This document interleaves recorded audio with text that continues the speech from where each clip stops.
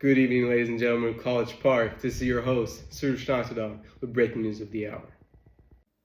Darnell 2012 suggests that the Global South, quote, continues to be the site of the North's development imagination, one that is regularly informed by stereotypes as well as the relations of power that serve in the construction and maintenance of the political economy and the process of othering, end quote. To better understand what is meant by this statement, it's critical to understand and distinguish the separations present with recipients of the Global North countries in comparison to those in the Global South. As defined in the course lecture, the Global North covers many westernized nations, the First World, and most of the Second World, which includes countries such as the United States, Canada, Western Europe, and developed parts of East Asia. Maurer, page 11. On the flip side, however, the Global South, which are the main recipients of international development, tend to be nations corresponding to third world continents such as in Africa, Latin America, and the developing Asia, including the Middle East. Most often, countries in the Global South exhibit characteristics such as significant levels of discrimination and exclusion, poor nutritional standards, and often cruel authoritarian political systems. Maurer, page 12. Now, while we saw the UN's 8 Millennium Development Goals in 2000 through organizations such as the UNDP, the UN was successful in breaking down the silos present in many of these Global South countries. For example, they were able to reduce the total amount of persons making less than $1.25 a day to, quote, nearly half, increase the amount of people receiving HIV treatment by, quote, 15 times, and even decrease child mortality rates by, quote, almost half, video clip 4. The progression towards human development, while not entirely achieved, marks a significant turning point in the world's ambition for the betterment of human life expectancy. While this may seem like Darnell's statement is all but true, it's important to note how, quote, economic growth alone does not automatically translate into human development progress. Maurer, page 21. For there to be a reliable correlation between the two, the enactment of proper policies which aim to dismantle the societal and political ills of nations need to be advocated for. With the implementation of policies surrounding better education, access to healthcare, progressive living conditions, and much more, we can definitively affirm a positive correlation between economic and human development. Now to Olivia for the history behind this subject. Thanks for that, Soroush. As Soroush mentioned, the Global South is often viewed through a lens of development imagination by the Global North, which means that the Global North constructs its understanding of the Global South through a set of stereotypes and assumptions, which are often based on power relations between the two regions. These power relations have played a significant role in the history of international development. The history of international development is rooted in the colonial legacy of the Global North, where European powers established colonies in Asia, Africa, and Latin America. These colonies aimed to elicit resources and exploit labor to fuel the industrialization and overall economic growth of Europe. This goal was justified by the idea that Europeans were superior to non-Europeans and had a mission to bring progressions and development to the rest of the world. After the end of formal colonialism, the Global North continued to engage with the Global South through the framework of development. Development was thought of and seen as a way to reshape the Global South, which was still seen as underdeveloped. This framework was based on a set of assumptions about what development meant and how it should be achieved. Langford et al. 2013 talks about the lofty Millennium Development Goals from 2001 and the good they would do for the world, especially poor countries largely located in the South. These goals for development were different from previous attempts at development such as building roads and hospitals or schools because they were measurable goals. They had the political backing from international governments instead of relying on people donating money in the hope of making these improvements. Human rights are conspicuously absent from the MDGs, despite the fact that the Millennium Declaration, from which the goals were drawn, reaffirms commitments to a plethora of human rights with a particular focus on the rights of minorities, women, and migrants. From a historical perspective, this silence might be viewed as entirely natural. Foucault, Parr, and Greenstein argue in Chapter 18 that one should compare the rate of annual progress made before the introduction of the MDGs to that made after the introduction. Across all developing countries, progress in achieving all the goals has been very limited. More than half of the countries experience accelerated progress on only two goals, which are income poverty reduction and water access.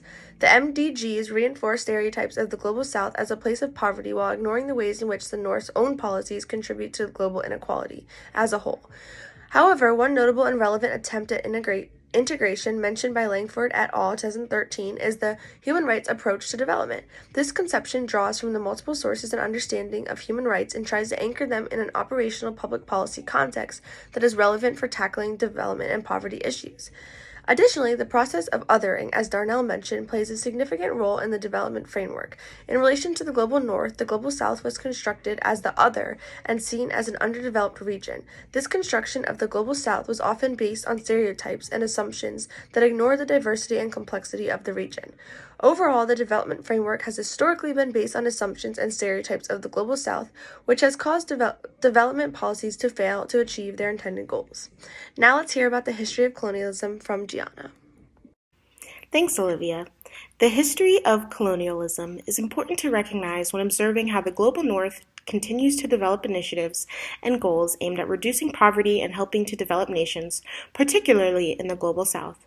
This historical knowledge helps us to reflect on current international development policies and projects and allows for a more systematic critique, says Maurer. The key players in colonial expansion from the 16th century to the 18th century were the United Kingdom, Spain, France, Portugal, the Netherlands, the Russian Empire, the Ottoman Empire, and the United States. During this time period, mercantilism was an economic theory and practice that was dominant in Europe. Settler colonialism and exploitation colonialism were also popular during this time, due to the belief that the only way for the nation to increase its wealth was through the import of metals and goods. Colonial policy was centered on the social welfare of the colonies. As Maurer states, colonial practices were seen as concrete attempts by Western elites and people in positions of authority to improve the social welfare and well-being of the natives. Benevolent despotism and the three pillars of colonization that French statesman Jules Ferry introduced in 1885 are all ideas used to justify colonization. Benevolent despotism is a view that the natives don't mind being ruled by colonizers as long as their material and social well-being is improved. Rudyard Kipling's White Man's Burden can be seen as one example of benevolent despotism because Kipling explains how white people have an obligation to rule. The thought that higher races have a duty to share the benefits of science and progress with the lower races is similar to saying the natives need to be civilized. The idea of the global north needing to improve the social welfare of the global south can still be seen today. This is why it's important to take into consideration the history of colonialism. Passing it on to you, Patrick, to hear about if sport for development and peace can be seen as an extension of this larger social, political, and economic project. Thanks for that information, Gianna. I do believe that sport for development and peace can be seen as an extension of this overall larger political, social, and economic project that you guys have been describing so far in relation to the global north and global south. It is quite evident that SPT can be seen as an extension, but not in the negative ways that colonialism, like you guys have mentioned, and previous attempts of international development have been provided. During the colonial period, sport was used to civilize the indigenous populations that the French or the British would end up taking over and colonizing. However, during these modern times, sport is being used as more of an education tool and an outreach tool, especially for the affected youth of these developing countries. When it comes to health and education in this instance, sport goes a long way in helping with health education. Like, for example, as Darnell 2012 states, for example, the initiative Right to Play directs resources towards HIV and AIDS prevention in places like Botswana and other portions of Africa where the population have been suffering from an AIDS pandemic. This shows how educating the people of Botswana, especially the youth, through the organization Rights to Play, which provides access to certain sports, like, for example, soccer, can use to educate and protect them from getting AIDS or even possibly other diseases as well. The UN, which is made up of the countries considered the global north, and the global south, which is mainly considered third world countries, develop on many different scales. They're just not being ruled over, however, like during colonial times, like I mentioned previously, where the British or the French would just exercise direct control over them. As it is more now, more of a helping hand, rather. They're volunteering, they're setting things up, they're allowing the organizations to take a step back and let the country develop on its own and establish its own rulers and its own. They're more of just kind of like a helping hand in a way. It is easy to see how sport for Development and Peace can be seen as an extension of this larger project being mentioned between the North and the South. Now, I will be passing it off to my colleague Sarah to talk about some drawbacks that Sport for Development and Peace can have for being considered an extension of this overall larger project of Global North and Global South.